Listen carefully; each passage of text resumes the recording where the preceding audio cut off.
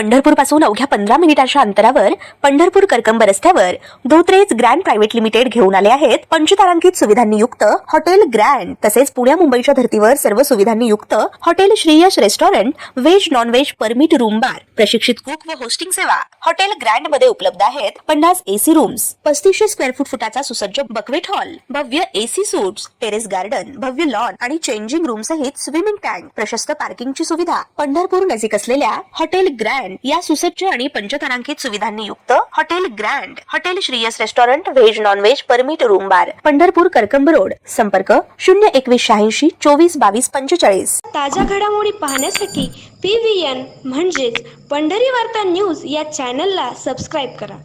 धनगर समाजातील एका आक्रमक नेते अशी ओळख असलेले भाजप किसान सेलचे माऊली हळणवर यांनी आता थेट राष्ट्रवादी काँग्रेस शरदचंद्र पवार पक्षाचे नेते आमदार रोहित पवार यांच्यावर गंभीर आरोप सोशल मीडियावर पोस्ट करून खळबळ उडवून दिली आहे।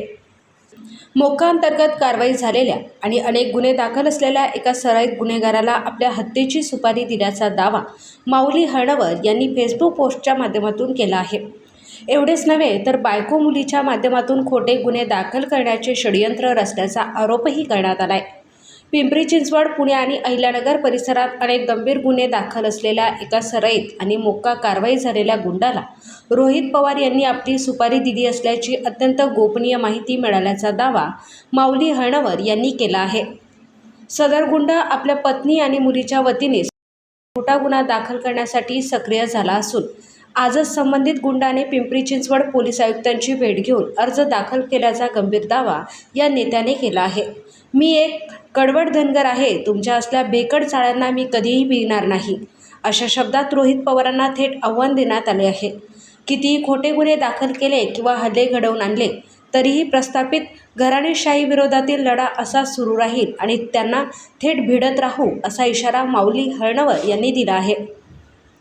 यावर आमदार रोहित पवार किंवा त्यांच्या पक्षाकडून काय प्रतिक्रिया दिली जाते आणि पोलीस या प्रकरणाची कशी दखल घेतात हे पाहणे महत्त्वाचे ठरणार आहे।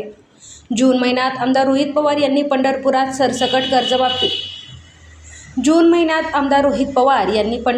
सरसकट कर्जमाफीसाठी अन्नत्याग आंदोलन केले होते।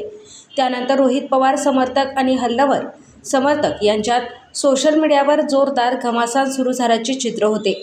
जुलै 2026 मध्ये रोहित पवार यांच्या आंदोलनानंतर व राजकीय संघर्षाच्या पार्श्वभूमीवर माऊली हळणवर यांच्या जीवाला धोका असल्याचा व त्यांच्यावर पाळत ठेवली जात असल्याचा दावा केला गेला होता व पोलीस संरक्षणाची मागणीही विधान परिषदेचे सभापती राम शिंदे यांना निवेदन देत केली होती। आता हळणवर यांच्या नव्या आरोपामुळे मोठी खळबळ उडाली आहे।